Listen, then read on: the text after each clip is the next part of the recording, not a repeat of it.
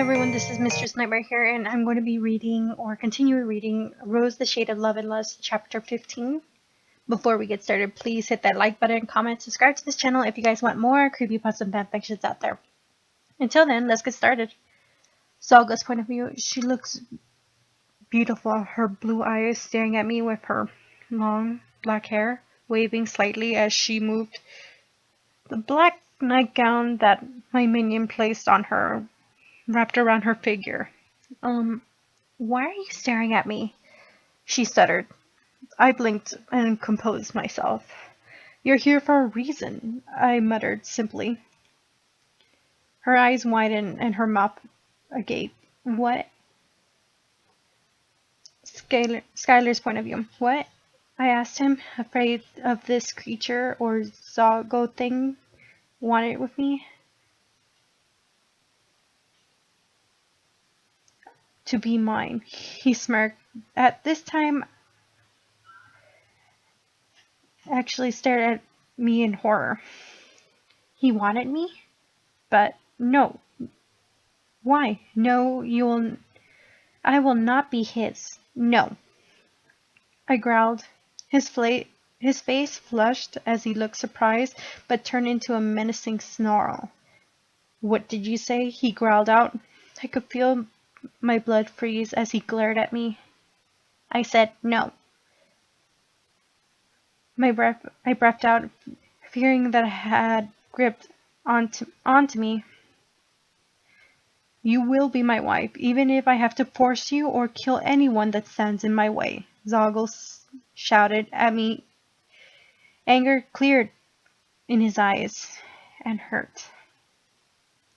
Now, about you having a tour of your new home, he said forcefully, but paused on the word home. I was pushed out of the bed by something. I yelped, escaped my mouth as I glared at Zalgo.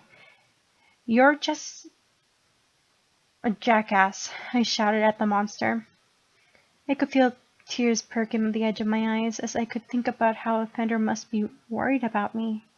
Wait, when did I suddenly fall in love with someone who just raped me?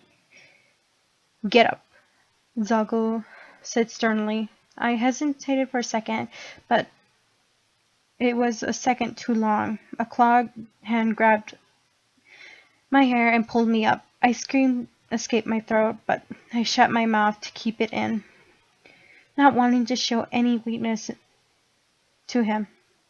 He's a monster. A monster that kidnapped me and is forcing me into something I don't want to do. But Offender did the same exact thing. So why do I care for him? Need to know that if he's alright. Up now, Zalgo said, obviously annoyed of wasting his time.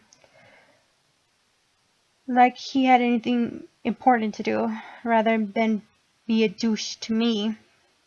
I hastily got up again, and just as he waited at the door, I slowly walked toward him, feeling helpless. I looked down and I noticed that I wasn't wearing the original nightgown, but was wearing a flowing black one that hugged my curves tightly, but not enough that could cause me harm.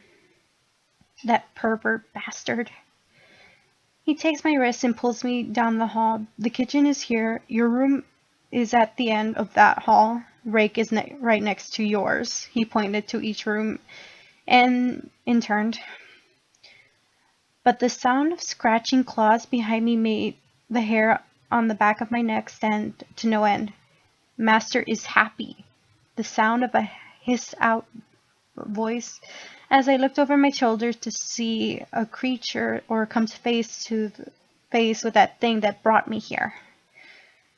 Skylar, this is Rake.